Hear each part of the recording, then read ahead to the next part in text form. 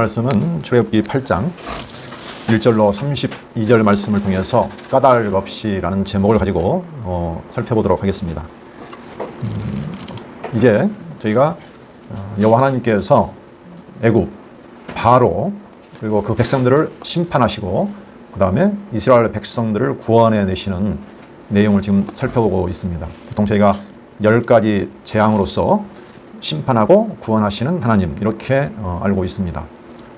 그 중에서 지난 시간에 첫 번째 재앙 살펴봤고 오늘은 두 번째부터 네 번째 재앙까지 한번 살펴보려고 합니다. 할 수만 있으면 한꺼번에 전체를 보는 것이 훨씬 더 이해가 쉽긴 한데 내용이 조금 있어서 약간씩 나누어서 살펴보고 있습니다. 어쨌든 전체를 살펴보고 보는 게 중요합니다. 여기서 이제 재앙이라는 표현을 썼는데 이 용어부터 좀 정리를 하고 나가야 할 것 같습니다. 우리는 보통 이제 재앙, 재앙이라고 하는데 이 출애굽기나 또는 성경에서는 여러 가지 다른 표현들을 쓰고 있습니다. 그래서 조금 이 용어를 성경을 통해서 쭉 살펴보니 크게 두 가지 의미를 가지고 있습니다. 두 가지로 표현을 하고 있어요. 그래서 재앙이 틀린 표현은 아니고 저는 여기서 심판이라는 표현으로 썼습니다. 그래서 크게 보면은 이 재앙이라는 것은 심판을 의미합니다. 심판. 그래서 다른 표현으로 보면 재앙, 심판, 징벌, 치신다 이런 표현들이 나옵니다. 성경에. 그리고 또 한 가지 표현은 표적, 표징 또는 징조, 이적, 기사, 기적 이런 표현들이 나옵니다. 그러니까 같은 의미로 묶은 겁니다. 그래서 그걸 하나로 묶으면 그냥 성경에 나온 대로 표적이나 표징 이렇게 보시면 됩니다. 그러니까 재앙 이 표현 그 표현을 하나로 묶으면 심판이 되고 그 다음에 표적과 표징, 징조, 이적, 기사, 이적, 기적을 묶으면 하나의 표적으로 또는 표징으로 보시면 됩니다. 그래서 이 용어가 정리가 되면 내용도 사실은 정리가 됩니다. 그러니까 하나님께서 그 10가지 어떤 그 표적 또는 심판의 내용을 통해서 말 그대로 심판하시고 어떤 표적을 보여주시는 겁니다. 두 가지 의미를 가지고 있다는 거죠. 자, 그러면 심판의 의미는 저희가 잘 알다시피 어떤 의미가 가지고 있느냐? 그럼 도대체 무엇을 심판한다는 것인가? 내용을 보시면 지금 애굽의 바로 왕 안에 있는 그 애굽 전역 백성들하고 그 다음에 바로도 포함시키겠죠, 당연히. 바로. 그 다음에 그 바로 밑에서 그들이 섬기고 있는 그 신들까지도 심판하시는 겁니다. 한번 정리를 해보시면, 자, 심판. 하나님께서 심판하시는데, 바로, 그 당시 이제 바로 왕이고요. 그 다음에 백성들. 그 다음에 그들이 섬기는 신들. 이렇게 보시면 됩니다. 신들. 그러면 이제 표적은 뭘까요?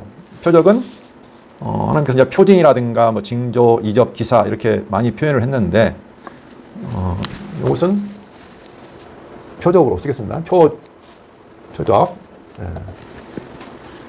여호와를 알게 하는 거죠. 그러니까 이것은 여기는 이제 모세가 등장합니다. 모세. 그 다음에 여기는 이스라엘 백성들. 그 다음에 여기는 여호와죠. 여호와 신.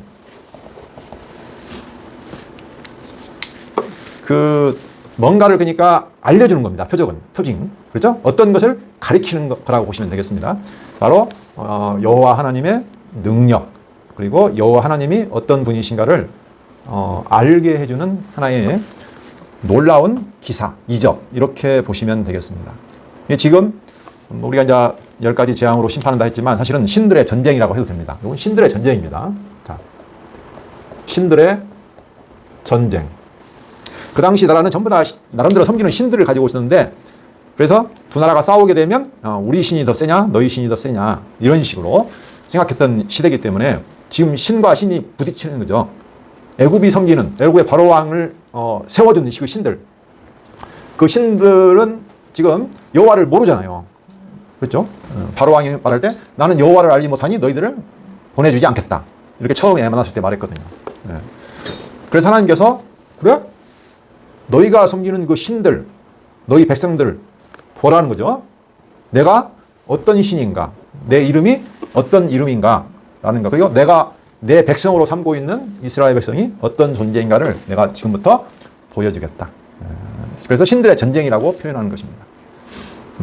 그런 관점으로 보시면 하나님의 큰 어떤 일이 나타나잖아요. 10가지 그 표적적인 어떤 심판의 사건 이런 걸 통해서 하나님의 큰 일을 하시는데 그게 바로 하나의 관점으로 보면 심판이고 다른 면으로 보면 표적이라는 거죠. 그렇죠? 그걸 통해서 결과적으로 여호와 하나님이 하나의 목적은 하나입니다. 이 목적은 여호와가 그 당시에 그 애굽은 신이 하나 있는 것이 아닙니다. 여러 가지 신들이 있었어요. 그렇죠? 이것을 한마디로 말하면 다른 신이에요. 다른 신들. 여호와는 네. 유일하신, 유일하고 참신. 그렇죠? 지금 요거 보여주는 거죠. 여호와가 유일하다. 신은 나밖에 없다. 그죠? 진짜 신이다. 살아서 역사하는 진짜 신이다. 역사를 주관하는 천지 만물을 창조하고 다스리시는 참 신이다. 너희가 섬기는 모든 신들은 거짓이야. 아무 힘도 없어. 네. 근데 사람들은 눈에 보이는 것이 쉽잖아요. 그렇죠? 여호와는 안 보인다는 단점이 있어요. 근데 다른 신들은 형상을 가지고 보통 섬기거든요. 그래서 그 전쟁을 통해서 너희가 섬기는 모든 것들은 아무것도 아니야. 네. 다 내가 완전히 멸해버릴게. 내 앞에서는 아무것도 아니다. 그러나 내 백성만큼은 내가 보호한다. 이 같은 의미가 있습니다. 네. 다시 말하면 이 모든 목적은 결과적으로 여호와 하나님을 제대로 알게 해주는 것으로 궁극 목적이 지난 시간에 말씀입니다. 모든 역사의 궁극 목적은 여호와를 알지라. 여호와를 아는 것이죠. 여호와를 제대로 알게 되면 누구나 그 앞에 경외하고 찬송할 수 있는 거죠. 그렇죠? 네. 그래서 이걸 제대로 아는 백성은 여호와를 경외하고 그다음에 찬송할 수밖에 없는 겁니다. 근데 그렇지 않으면 여호와를 두려워하지도 않고 찬송하지도 않고 그렇죠? 네. 완전 극과 극이죠. 그래서 여호와를 진짜 제대로 알고 경외하고 찬송하는 백성으로 만들어 가신 거죠. 네, 백성으로. 이게 하루아침에 되지는 않습니다. 이게. 네. 그게 뭐 당시에 애굽이나 이스라엘 백성만 따내는 게 아니고 지금 내 안에서도 똑같이 하나님께서 하고 있는 전쟁이 있습니다. 똑같습니다. 사실 이게. 그 얘기들은 좀 이따 할 텐데 이 신들의 전쟁, 다른 신, 우상이라고 하죠. 우리가 보통 우상이라고 하는데 형상을 가지고 있고 대부분이 우상.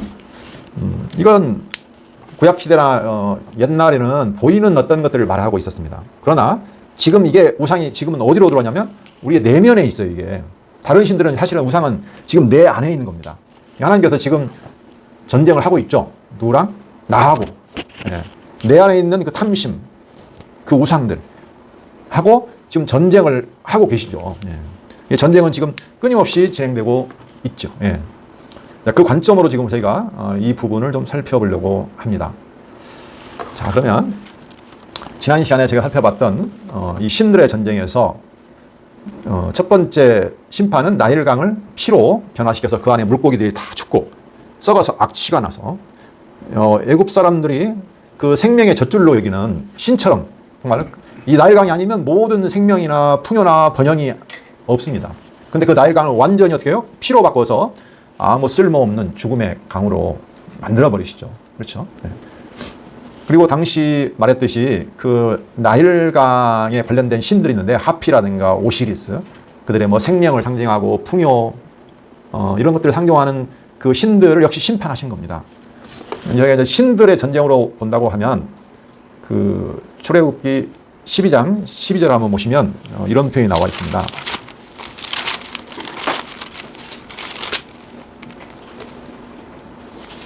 내가 그 밤에 애굽 땅에 두루 다니며 사람이나 짐승을 막론하고 애굽 땅에 있는 모든 처음 난 것을 다 치고 애굽의 모든 신을 내가 심판하리라. 나는 여호와라. 분명히 애굽의 모든 신을 내가 심판하리라 이렇게 말했죠. 자, 민수기 33장 4절을 보시면 애굽인은 여호와께서 그들 중에 치신 그 모든 장자를 장사하는 때라. 지금 장자재앙을 말하고 있죠. 그 모든 장자를 장사하는 때라 여호와께서 그들의 신들에게도 벌을 주셨더라. 지금 장자만 치는 것이 아니라는 겁니다. 애굽 백성만 치는 게 아니라 그들의 신들에게도 벌을 주셨다는 거죠. 네. 그러니까 그 백성들만 친 게 아니고 그들의 신들까지 쳤다라는 거죠. 네. 그렇게 해서 사실은 이스라엘 백성은 이제 여호와를 막 하나님이 이제 건져내는 장면이잖아요. 그들이 여호와를 압니까? 모르죠. 그러니까 이걸 지금 심판하시고 표적을 보여주시는 사건은 사실은 어떻게 보면은 이스라엘 백성을 위해서 하는 거예요, 이게. 예. 이스라엘 백성들을 위해서 그 앞에서 행하는 거라고요. 왜? 너희도 모르니까 나를. 내가 여호와인지를 모르잖아요. 그래서 그 여호와의 권능과 능력을 지금 계속 반복적으로 보여주시는 겁니다. 예. 그러니까 사실은 애굽 백성들하고 이런 관계가 있지만 그들을 치시지만 하나님의 그 깊은 속뜻은 자기 백성에게 있는 거죠. 예. 그래서 모든 사건들은 자기 백성을 향해서 일어나고 있는 거죠. 우리 안에도 마찬가지입니다. 우리 안에도 모든 사건들이 일어나고 심판이 일어나고 이런 것들이 하나님이 당신의 백성을 만들기 위해서 지금 나를 위해서 행하시는 일이라는 거죠. 예. 자, 이렇게 해서 첫 번째 표적을 봤는데 두 번째, 세 번째, 네 번째 표적과 심판을 한번 살펴보도록 하겠습니다. 자, 두 번째 심판과 표적은 개구리, 우리가 보통 개구리 재앙이라고 하는 내용입니다. 8장 1절로 15절까지 이게 나와 있습니다. 한번 읽어보면서 살펴보도록 하겠습니다. 여호와께서 모세에게 이르시되 너는 바로에게 가서 그에게 이르기를 여호와의 말씀에 내 백성을 보내라. 그들이 나를 섬길 것이니라. 내 백성은 어떤 백성이냐면 여호와, 나를 섬기는 백성. 지금 다른 백성들은 여호와를 안 섬기잖아요. 내가 만일 보내기를 거절하면 내가 개구리로 너의 온 땅을 치리라. 개구리가 나일강에서 무수히 생기고 올라와서 내 궁과 내 침실과 내 침상 이와 내 신하의 집과 내 백성과 내 화덕과 내 떡반죽 그릇에 들어갈 것이며 개구리가 너와 내 백성과 내 모든 신하에게 기어오르리라 하셨다 하라. 여호와께서 모세에게 이르시되 아론에게 명령하기를 내 지팡이를 잡고 내 팔을 강들과 운하들과 못 위에 펴서 개구리들이 애굽 땅에 올라오게 하라 할지니라. 아론이 애굽 물들 위에 그의 손을 내밀매 개구리가 올라와서 애굽 땅에 덮이니 요술사들도 자기 요술대로 그와 같이 행하여 개구리가 애굽 땅에 올라오게 하였더라. 자, 이제 개구리가 올라와서 온 애굽에 사람이건 짐승이건 하여건 왕궁이건 침실이건 침상이건 신하의 집이건 백성의 집이건 할 것 없이 떡반죽이든 화덕이든 막 기어오른다는 거죠. 생각만 해도 끔찍하잖아요. 그렇죠. 오싹하죠. 사람이 살 수가 없죠. 이게 일어날 수 없는 일이잖아요, 절대로. 어떻게 개구리들이 그렇게 다 와서, 원래 물속에서 사는 개구리들이, 물론 한 번씩 땅에 나오기는 하지만, 그들이 사람 있는 곳으로 막 팍팍 뛰고 오는 건 아니잖아요. 근데 그렇다는 거죠. 근데 여기 보면, 실제로 보면 요술사들도, 자기 요술도 해가지고 그와 같이 행한다고 했습니다. 요술사도 나름대로 뭔가 능력이 있는 것처럼 보이죠. 하여간 이게 엄청난 고통스러운 일이죠. 그 당시에 이 개구리하고 신하고 무슨 상관이 있을까 생각을 해보는데요. 그 애굽에 보면 헤케트라는 신이 있었는데 이게 출산, 개구리 보면 그 알에서 올챙이 나오죠. 근데 알이 막 엄청나게 새까맣게 못이 박혀있는 것처럼 나오는데 거기에서 굉장한 그 생명력이 넘쳐요. 개구리 알에서 올챙이가 나오잖아요. 그래서 생명을 상징하고 출산을 상징하는, 사람들이 보통 바라는 것이 뭡니까? 당신은 아기를 잘 낳고 생명이 번성하는 것이 당연히 사람들이 바라는 거잖아요. 그렇죠? 그래서 여신이에요. 그런 신이 있었다고 합니다. 근데 그렇게 자기들이 바라보고 있는 그 신이 바로 그 개구리 신 형상을 하고 있는 헤케트라는 것인데 오히려 그 개구리가 자기들을 괴롭히는 거예요. 완전히 그 신들을 어떻게 합니까? 우스꽝스럽게 만들어 버린 거죠. 자기가 원했던 그 생명과 출산의 복이 아니라 오히려 자기 집에 재앙이 됐다는 거죠. 하나님께서 이게 심판하시는 거예요. 보통 괴로운 게 아니죠. 그러니까 바로가 그 전 재앙에서는 어떻게 했냐면 나일강을 피로 바꿨을 때는 바로가 어떻게 했냐면 23절에 7장 23절을 보시면 관심도 갖지 않았어요. 한번 볼까요? 7장 23절. 바로가 돌이켜 궁으로 들어가고 그 일에 관심을 가지지도 아니하였고. 지금 물론 뭐 놀라운 사건이긴 하지만 이건 뭐 내 요술사들도 물을 피로 바꾸기도 하는데, 그리고 강에서 그 정도 뭐 피 나가지고 내가 무슨 큰 뭐 상관이 있겠느냐 해가지고 관심도 안 가졌어요. 근데 이번에는 달라요. 8절. 바로가 모세와 아론을 불러 이르되 여호와께 구하여, 여호와를 찾죠. 나와 내 백성에게서 개구리를 떠나게 하라. 내가 이 백성을 보내리니 그들이 여호와께 제사를 드릴 것이니라. 보낸다고 하죠. 이 백성을 보낸다고 해요. 그만큼 지금 다급한 거예요, 바로는. 생각해 보세요. 바로가 밥 먹으려고 하는데 막 그 밥그릇에서 나오고 막 잠자리에서 나오고 이게 지금 보통 일이 아니잖아요. 모세가 바로에게 이르되 내가 왕과 왕의 신하와 왕의 백성을 위하여 이 개구리를 왕과 왕궁에서 끊어 나일강에만 있도록 언제 간구하는 것이 좋을는지 내게 분부하소서. 그가 이르되 내일이니라. 모세가 이르되 왕의 말씀대로 하여 왕에게 우리 하나님 여호와 같은 이가 없는 줄을 알게 하리니. 중요한 말이죠. 왕의 말씀대로 내가 해서 왕에게, 애굽 왕에게 우리 하나님 여호와와 같은 이가 없는 줄을 알게 하리니 개구리가 왕과 왕궁과 왕의 신하와 왕의 백성을 떠나서 나일강에만 있으리다 하고. 날짜를 지정했죠. 그렇죠. 언제, 왜 언제라는 표현을 썼을까요? 때를 지정하지 않으면 하다 보니까 자연스럽게 무슨 물러가서 이렇게 생각할 수 있잖아요. 그러니까 이게 분명히 하나님이 하시는 일이다 라는 말기 위해서 당신이 날짜를 정해달라고 하는 거예요. 또 그날에 한다는 거죠. 개구리가 왕과 왕궁과 왕의 신하와 왕의 백성을 떠나서 나일강에만 있으리라 하고 모세와 아론이 바로를 떠나 나가서 바로에게 내리신 개구리에 대하여 모세가 여호와께 간구하매 여호와께서 모세의 말대로 하시니 개구리가 집과 마당과 밭에서부터 나와서 죽은지라. 사람들이 모아 무더기로 싸우니 땅에서 악취가 나더라. 그러나 바로가 숨을 쉴 수 있게 됨을 보았을 때에 그의 마음을 완강하게 하여 그들의 말을 듣지 아니하였으니 여호와께서 말씀하신 것과 같더라. 여호와께서 이미 앞에서 여러 번 말씀하셨죠. 바로가 듣지 않을 거야. 내가 여러 번 진짜 큰 재앙을 내려야 그가 보내줄 거야 라고 이미 언약하셨습니다. 그 언약대로 지금 됐다는 거죠. 하나님께서 지금 능력이 부족해서가 아닙니다. 사실은 처음부터 아주 강력한 재앙을 내리셨으면, 심판을 내리셨으면 바로가 꼼짝 못하고 보낼 수도 있겠죠. 그렇죠. 마지막 10번째 재앙을 지금 미리 해버렸다. 첫 번째.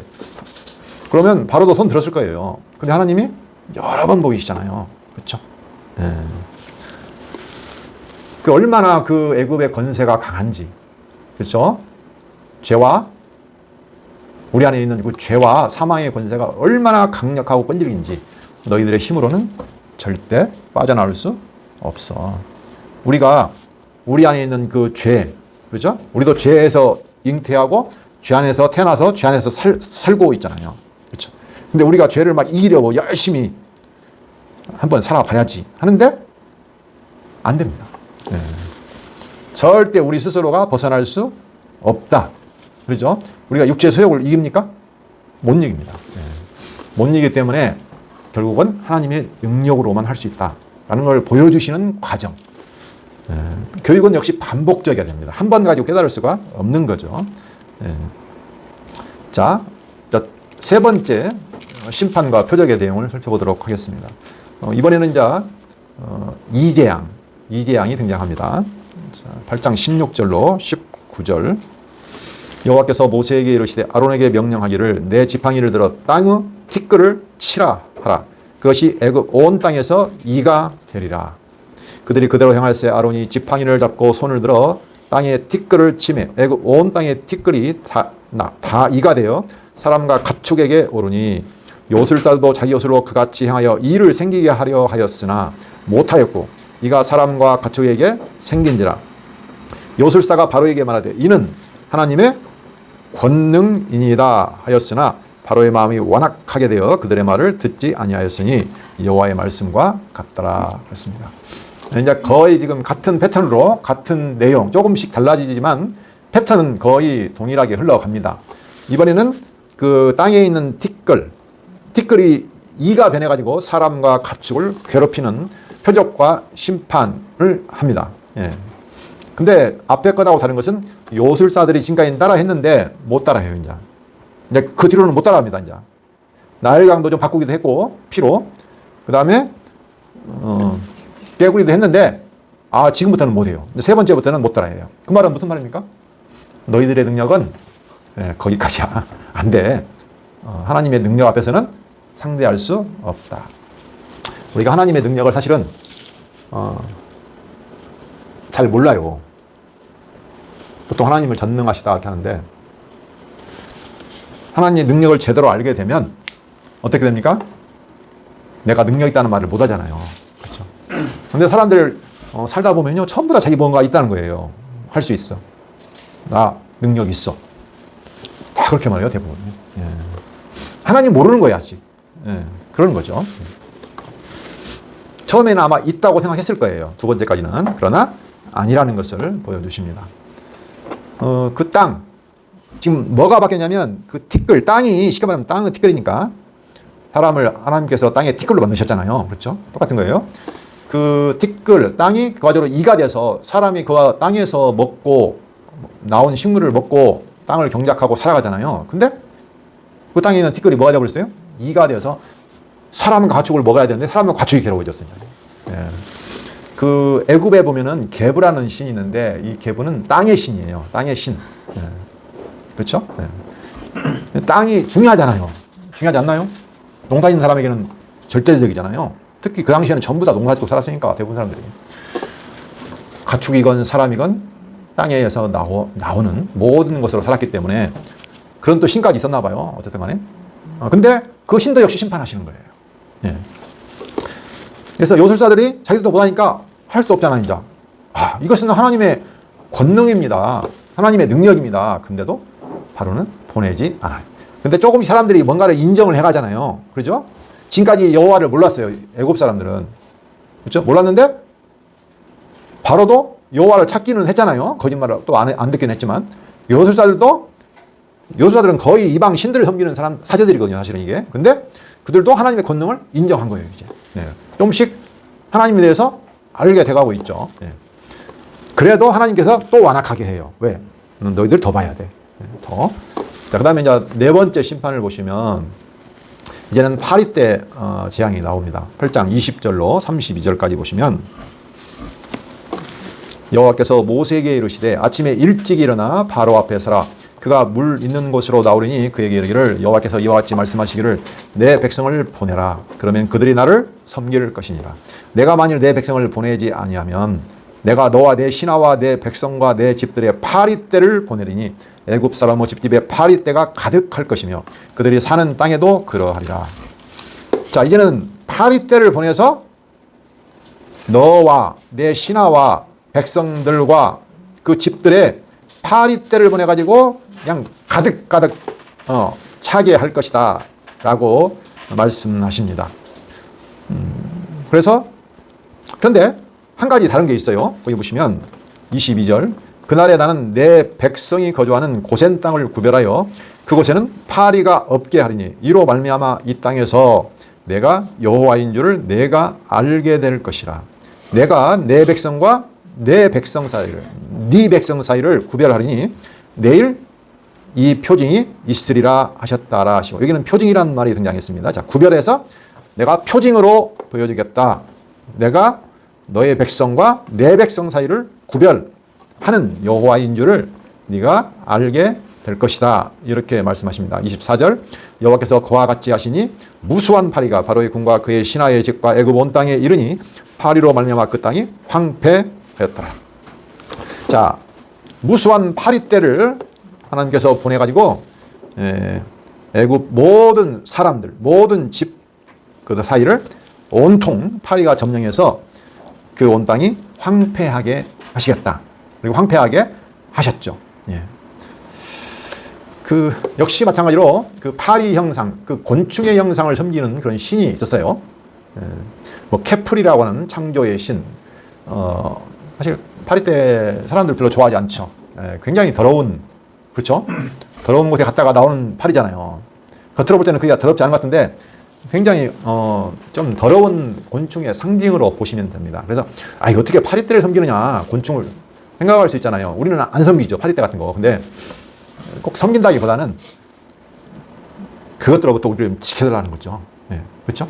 네. 그 안 좋은 것들로부터 우리를 지켜달라는 의미가 있는 그런 신으로 봅니다. 역시 바로는 어떻게 할까요? 보낼까요? 안 보낼까요? 파리떼가 만약에 이렇게 온 사방에 집이고 들이고 집이고 꽉 차 있다. 진짜 황폐하죠. 얼마나 황폐하겠어요. 못 견딥니다, 이거. 사람이 견딜 수 있는 재앙이 아니죠. 그러니까 바로가 또 어떻게 합니까? 보내겠다고 합니다. 좀 더 읽어볼까요? 바로가 모세와 아론을 불러 이르되 너희는 가서 이 땅에서 너희 하나님께 제사를 드리라. 근데 이 땅에서 드리라고 하네요. 하나님은 사흘 길쯤 가서 드린다고 했는데 바로는 이 땅에서 드리라고 하네요. 모세가 이르되 그리함은 부당하니이다. 우리가 우리 하나님 여호와께 제사를 드리는 것은 애굽 사람이 싫어하는 바인즉 우리가 만일 애굽 사람의 목전에서 제사를 드리면 그들이 그것을 미워하여 우리를 돌로 치지 아니하리까. 우리가 사흘 길쯤 광야로 들어가서 우리 하나님 여호와께 제사를 드리되 우리에게 명령하시는 대로 하려 하나이다. 당당하죠. 예, 안 됩니다. 예. 바로가 이르되 내가 너희를 보내리니 또 물러섭니다. 바로가 너희가 너희 하나님 여호와께 광야에서 제사를 드릴 것이나 여기까지는 허락을 했습니다. 제사를 드릴 것이나 너무 멀리 가지는 말라. 그런즉 너희는 나를 위하여 간구하라. 끝까지 안 보내려고 하죠. 모세가 이르되 내가 왕을 떠나가서 여호와께 간구하라니 내일이면 파리떼가 바로와 바로의 신하와 바로의 백성을 떠나려니와 바로는 이 백성을 보내어 여호와께 제사를 드리는 일에 다시 거짓을 행하지 마소서 하고 모세가 바로를 떠나 나와서 여호와께 간구하니 여호와께서 모세의 말대로 하시니 그 파리떼가 바로와 그의 신하와 그의 백성에게서 떠나니 하나도 남지 아니하였더라. 강조죠. 하나도 남지 아니하였더라. 하나는 남았을 수도 있는데 하나도 남지 아니하였다고 했습니다. 그러나 바로가 이때에도 그의 마음을 완강하게 하여 그 백성을 보내지 아니하였더라. 네, 지금 같은 패턴이 계속 반복되고 있습니다. 그렇죠? 네. 바로는 조금씩 양보를 해가고는 있지만 아직도 완악한 마음을 바꾸지는 못했어요. 하나님께서 말씀하신 대로 계속 더 가야 되죠. 근데 한 가지 다른 점은 뭐냐면 하나님께서 이번에는 고센 땅과 애굽 땅을 구별하는 겁니다. 그리고 내 백성과 너의 백성, 바로의 백성을 구별하시죠. 이게 무슨 의미가 있을까요? 우리가 보통 구별한다, 이게 비슷한 표현이 사실은 이제 구별한다. 우리가 보통 거룩하다 할 때 이 거룩이 비슷한 내용이거든요. 구별하는 거거든요. 하나님의 백성으로 어떻게 해요? 구별을 하는 거죠. 그 구별한 백성을 뭐라고 합니까? 거룩한 백성. 이렇게 말을 합니다. 하나님이 그 많은 백성 중에서 이스라엘 백성을 어떻게 했습니까? 구별했죠. 그래서 거룩한 백성으로 구별했습니다. 다시 말하면 내 백성으로 구별하신 거죠. 뭐 이스라엘 백성이 뭐 대단한 것은 아니었죠. 숫자도 작다고 했고, 특히 그 조상을 보면 아브라함도 마찬가지로 이제 아브라함과의 언약으로 인해서 아브라함, 이삭, 야곱 10조와의 언약을 통해서 지금 이스라엘 자손이 나왔기 때문에 아브라함도 사실은 갈대아에서 우상장사 아버지 밑에서 우상을 섬기던 사람이었는데 똑같다는 거죠. 근데 하나님께서 아브라함을 거기에서 불러내신 거잖아요. 그렇죠. 그래서 이 구별의 의미에 대해서 좀 생각을 해보려고 합니다. 하나님은 이스라엘 백성을 구별해서 어떻게 해요? 똑같은데 사실은, 그죠? 똑같은데 재앙에서 어떻게 합니까? 보호해 주세요. 파리떼가 안 오게 하세요. 그래서 구별하세요. 똑같습니다. 우리가 여기 구약성경에 보면 이 구별의 의미에 대해서 좀 생각해 볼 수 있는 내용이 있어요. 그게 뭐냐면은 욥기에 보면 그 내용이 나옵니다. 욥기 한번 1장 9절을 볼까요? 그럼 왜 이스라엘과 다른 백성이 있는데 굳이 이스라엘을 선택했을까? 욥기 1장. 여기는 이제 저희가 이스라엘을 왜 구별했을까? 그 많은 민족 중에서. 그리고 나는 왜 그럼 하나님께서 나를 택하셔서 구별했을까? 수많은 사람들이 있는데 이 구별의 의미에 대해서 생각을 해볼 필요가 있습니다. 1장 9절을 볼까요? 오늘 제목이 까닭없이죠. 볼까요? 사탄이 여호와께 대답하여 이르되 욥이 어찌 까닭없이 하나님을 경외하리까? 지금 사탄이 도전을 해요. 욥에게. 하나님이 자랑을 합니다. 야, 욥 너 봤냐? 이 사람은 동방 사람 중에 가장 훌륭한 자야. 내가 보니까. 그리고 하나님을 경외하면서 악에서 떠난 자라고 그렇게 자랑을 하는데 사탄이 와가지고 뭐라고 도전을 하냐면 욥이 어떻게 까닭 없이 하나님을 경외하고 섬깁니까? 그럴 수는 없습니다. 분명히 뭔가 까닭이 있습니다. 그 까닭이 뭐냐면은 사단의 주장이에요. 주께서 그와 그의 집과 그의 모든 소유물을 울타리로 두르심 때문이 아니니까. 뭐뭐 때문이라는 거죠. 주께서 그의 집이라든가 소유라든가 여기에다가 복을 갖다가 복을 줬다는 거죠. 그리고 그의 소유물이 땅에 넘치게 하셨습니다. 주께서 욥에게 복을 많이 줬잖아요.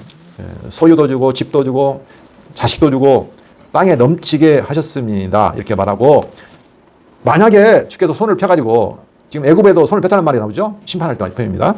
그의 모든 소유물을 치소서. 그래 하시면 틀림없이 주를 향하여 욕하지 않겠나이까. 이렇게 도전을 하는 거예요. 어떻게 까닭없이 욥이 하나님을 경외하고 섬깁니까? 그렇죠? 그래가지고 사탄이 드디어 일을 벌이죠. 욥의 모든 소유물, 종들, 그죠? 그 다음에 가축들 한꺼번에 모조리 쓸어버립니다. 그리고 그의 자녀들이 또 어떻게 해요? 몰살을 당해요. 그래서 다시 말하면 욥이 가지고 있는 모든 소유, 가족, 가축, 모든 소유물을 쉽게 말하면 다 잃은 거예요. 자기 몸 빼고, 그죠? 자기 몸 빼고 가지고 있는 모든 사람들이 복이라고 생각했던 것들이 다 사라진 거예요.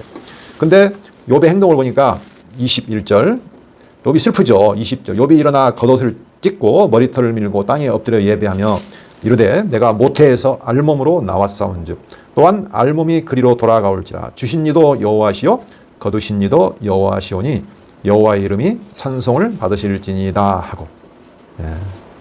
범죄하지 않았어요. 이게 범죄라는 게 뭐예요? 범죄라는 게 하나님을 원망하고 욕하는 거.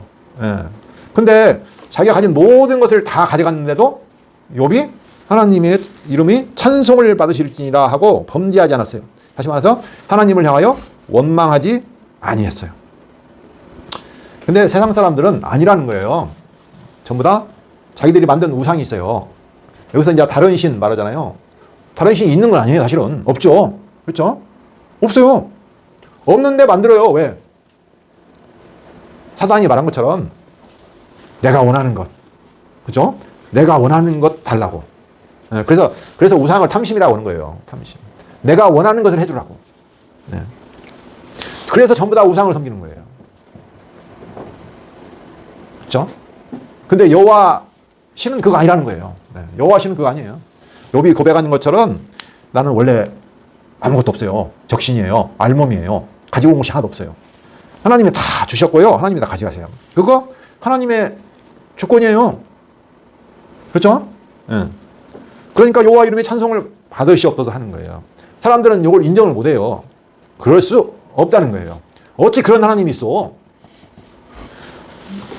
그래서 우리가 하나님을 제대로 안다는 것이 쉽지 않아요. 근데 하나님이 어떻게 해요? 구별을 하셨어요. 나를 구별하셨어요. 그게 얼마나 큰 은혜인지를 잘 모르죠. 나를 구별이라는 말은 다른 말로 보면 택한 거예요. 택하심. 그렇죠? 나를 택해서 선택해서 나에게 복을 주신 거예요. 나를 택해서 내게 복을 주신 거예요. 예를 들면 이스라엘 역사로 말하면 아브라함과 이삭과 야곱을 택해서 그들에게 언약을 세워주신 거예요. 그렇죠? 열조에게 언약을 주신 거라고요. 이유는 모르겠어요. 이건. 근데 택해가지고 복을 주신 거예요. 그게 바로 구별의 택하심의 의미입니다. 근데 왜 나는 안 택하고 저 사람은 택했어요? 이렇게 말할 수 있어요? 없다는 거예요. 자, 나중에 욥도 사실은 그까지는 고백을 잘했는데 사실은 욥도 나중에 하나님 앞에 회개했어요. 아니 욥이 잘못한 게 뭐 있어요? 하나도 없어요. 우리가 볼 때는 없어요. 근데 그렇게 하나님을 경외하고 끝까지 그렇게 그뿐만이 아니죠. 잠깐 뒤로 갈까요? 2장 10절을 보시면 사단이 또 도전을 또 합니다. 야, 하나님이 칭찬하잖아요. 야, 봤지 너? 욥이 그래도 그렇게 나를 끝까지 경외하고 원망하지 않는 거 봤지? 사단이 또 도전을 또 합니다. 아이고, 자기 몸은 멀쩡하잖아요. 하나님께서 지금 피와 살 가죽을 좀 제대로 보존하기 때문에 그러니까 몸을 치면은 꼼짝 없을 겁니다. 틀림없이 원망할 겁니다. 이렇게 말하는 거예요. 그러니까 욥이 뭐라고 했냐면, 자, 9절부터 볼까요? 사단이 욥을 쳐가지고 발바닥에서부터 이 머리 정수리 끝까지 종기가 난 거예요. 악종. 상상이 안 되지만 발바닥 끝에서부터 머리까지 온통 종기가 나가지고 제 가운데 안에서 질그릇 쪼가리에다 몸을 닥닥 긁고 있었어요. 이건 보통 괴로운 게 아니에요. 그렇죠? 9절 그의 아내가 그에게 이르되 당신이 그래도 자기의 온전함을 굳게 지키느냐? 하나님을 욕하고 죽으라. 아, 이건 내가 아는 하나님이 아니야. 이건 이 하나님은 내가 생각하는 하나님이 아니야. 그렇죠? 욥의 아내가 그렇게 말했어요.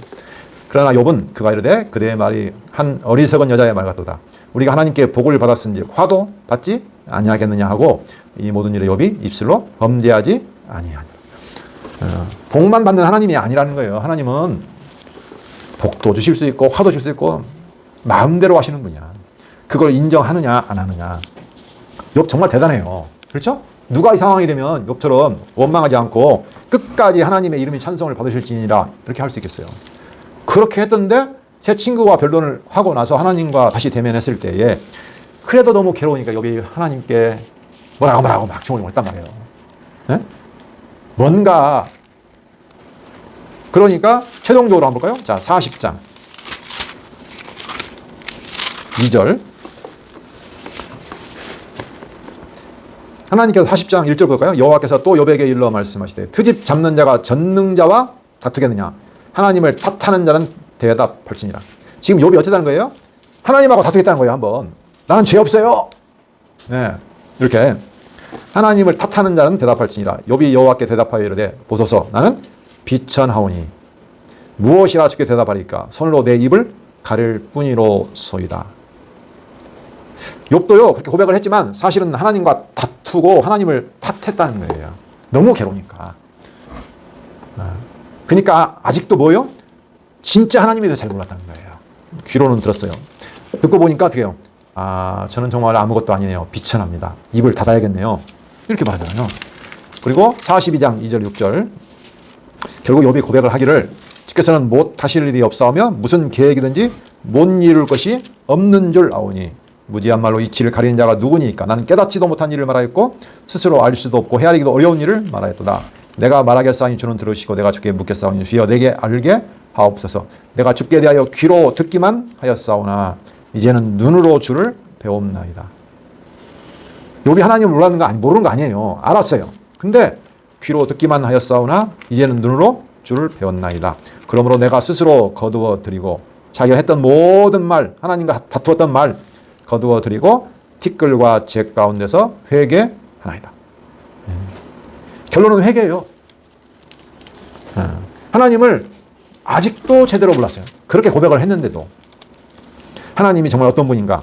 2절에 나오잖아요. 주께서는 못하실 일이 없사오며 무슨 계획이든지 못 이룰 것이 없는 줄. 우리가 보통 여호와 하나님 그러잖아요. 여호와 하나님, 여호와 하나님, 여호와 하나님. 주께서는 전능하셔서 못 이룰 것이 없고 무슨 계획이든지 어떻게 해요? 못 이룰 것이 없어요. 하나님의 계획과 뜻, 계획, 언약 못 이룰 것이 없어요.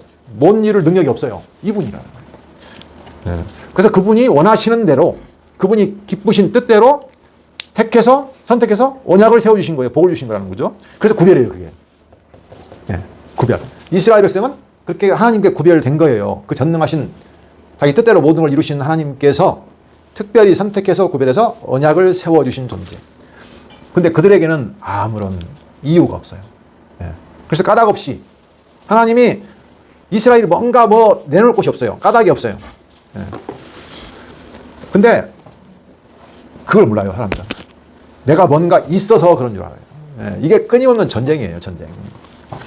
그래서 하나님은 나를 택하시고 구별하신 것이 내게 복 주시는 것이 내게 영원한 생명을 주신 것이 그죠? 나로 하여금 예수 그리스도를 믿게 하여서 영원한 생명을 주게 하시는 것이 하나님의 아들로 삼아주시는 것이 너는 아무 까닭 없다. 네가 한 것도 없고 까닭도 없다. 그냥 나의 주권이야. 내 기쁘신 뜻대로 거저 언약대로 주는 거야. 그것을 알게 하는 과정이에요. 이 땅의 삶이 사실은. 이스라엘 백성이요. 그걸 깨닫게 하기 위해서 하나님께서 뭘 주셨어요? 율법. 너 내 백성이지? 율법대로 할 수 있는 거 봐. 예. 그 과정이에요. 그래서 낮추시는 거예요. 욥처럼 나는 비천하오니 입을 그냥 닫겠습니다. 내가 벌거숭이로 나왔고 아무것도 아닌데 무슨 불만을 갖고 불평을 갖고 하나님을 원망합니까? 복이 주어지면 받고 화가 주어지면 그것도 받고 저는 뭐라고 할 존재도 안 됩니다. 이렇게 고백하는 거예요. 사람은 그래서 하나님은 겸손하게 만드시는 겁니다. 그 과정이. 그것이 엄청나게 치열한 과정이에요. 네, 대적도 마찬가지예요. 지금 우리가 바로를 친다고 하지만 사실은 누구를 치는 거라고 했죠? 내 안에 있는 그 강력한 죄의 세력, 대적. 바로가 죄와 사망의 권세를 대표하는 세력이잖아요. 그 교만해져 있는 내 자신을 지금 치고 있는 거라고요. 네. 그래서 하나님이 근데 왜 그렇게 해서 나로 하여금 그 하나님의 까닭 없이 한 것 없이 주시는 그 하나님의 은혜를 정말로 찬송하는 자로 행복하게 하려고. 네. 결과적으로는 찬송이에요. 여호와를 알고 찬송하게 하기 위해서. 그래서 나를 구별해서 택했다는 거죠. 그게 이스라엘의 정체성이에요. 네. 우리가 살아가면서 그 하나님 여호와, 그 전능하신 하나님, 그 당신의 기쁘신 뜻대로 언약을 반드시 이루시는 여호와를 알게 되면 어떻게 됩니까? 우리는 내게 주어진 모든 것을 받아들이고 그 은혜의 영광을 찬송할 수가 있는 거죠. 아, 하나님께서 나를 사랑하시는구나. 영원한 이 땅에서 받는 것은 모든 고난과 어려움은 아무것도 아니에요. 왜? 이건 교육 과정이니까. 내게 진정한 복, 영원한 생명이 있으니까. 자, 그래서 우리는 그 까닭 없이 나를 구별하신 하나님을 알아가는 과정이라고 했습니다. 이스라엘에서도 마찬가지입니다. 자, 신명기 4장 31절을 보고 오늘 마치도록 하겠습니다. 신명기는 모세 오경, 지금 출애굽기가 포함되어 있는 모세 오경의 마지막 결론적인 내용입니다. 모든 역사가 끝난 다음에 광야 생활을 마치고 이제 가나안 땅 가기 전에 하나님께서 모세를 통해서 교훈하시는 내용인데 4장 31절 지금 32절부터 보시면 모세가 지나간 일을 쭉 상고를 합니다. 근데 지금 그게 바로 오늘 우리가 공부하는 내용하고 관련이 있어요. 그렇죠? 그 뒤에부터 한번 보겠어요. 자, 32절. 내가 있기 전 하나님이 사람을 세상에 창조하신 날부터 지금까지 지나간 일을 상고하여 보라. 하늘 이 끝에서 저 끝까지 이런 큰 일이 있었느냐? 이런 일을 들은 적이 있었느냐? 어떤 국민이 불 가운데서 말씀하시는 하나님의 음성을 너처럼 듣고 생존하였느냐? 어떤 신이 와서 시험과 이적과 기사와 전쟁과 강한 손과 편팔과 크게 두려운 일로 한 민족을 다른 민족에게서 인도하여 낸 일이 있느냐? 지금 출애굽 사건이죠. 이는 다 너희 하나님 여호와께서 애굽에서 너희를 위하여 너희의 목전에서 행하신 일이라. 이것을 내게 나타내심은 여호와는 하나님이시요 그 외에는 다른 신이 없음을 내가 알게 하려 하심이니라. 지금 출애굽에 있었던 10가지 그 이적, 심판, 표적 그게 의미를 지금 말해주고 있습니다. 그래서 쭉 설명을 하면서 여호와를 알게 해서 37절 여호와께서 내 조상들을 사랑하신 고로 그 후손인 너를 택하시고 큰 권능으로 친히 인도하여 애굽에서 나오게 하시며 조상들을 사랑했어요. 그 언약을 그렇죠? 네. 너보다 강대한 여러 민족을 내 앞에서 쫓아내고 너를 그들의 땅으로 인도하여 들여서 그것을 내게 기업으로 주리 하심이 오늘과 같으니라. 지금 가나안 땅 가기 전이죠. 기업으로 주리 하심이 오늘과 같으니라. 그런즉 너는 오늘 위로 하늘이나 아래로 땅에 오직 여호와는 하나님이시요 다른 신이 없는 줄을 알아 명심하고 내가 명령하는 여호와의 규례와 명령을 지키라. 여호와만이 유일한 하나님이고 다른 신은 없는 거야. 그러니까 내가 전하는 규례와 명령을 지키라. 그런데 어떻게 됩니까? 못 지킵니다. 이스라엘 백성들이 못 지켜요. 어느 때 못 지키냐면 하나님이 살기 좋은 땅에 인도하셔서 배부르고 등 따숩고 편안하게 하니까 하나님 다 잊었어. 내가 했습니다 하고 교만해져 버렸어요. 그때 하나님께서 내가 너희 가만두지 않을 거야. 너희들 내가 완전히 멸해버릴 거야. 쫓아내버릴 거야. 그렇게 신명기에서 약속한 거예요. 복과 저주를 선언하시는 거죠. 장차 있을 일을 설명하고 그런데 최종적인 결론이 바로 31절이에요. 그 일을 다 당해요. 그들이 하나님을 떠나서 교만해져가지고 우상을 섬기고 다른 신을 섬겼을 때에 마지막 날에 30절 보면 이 모든 일이 내게 임하여 환난을 당하다가 끝날에 내가 내 하나님 여호와께로 돌아와서 그의 말씀을 청종하리니 내 하나님 여호와는 자비하신 하나님이시라. 그가 너를 버리지 아니하시며 너를 멸하지 아니하시며 내 조상들에게 맹세하신 언약을 잊지 아니하시리라.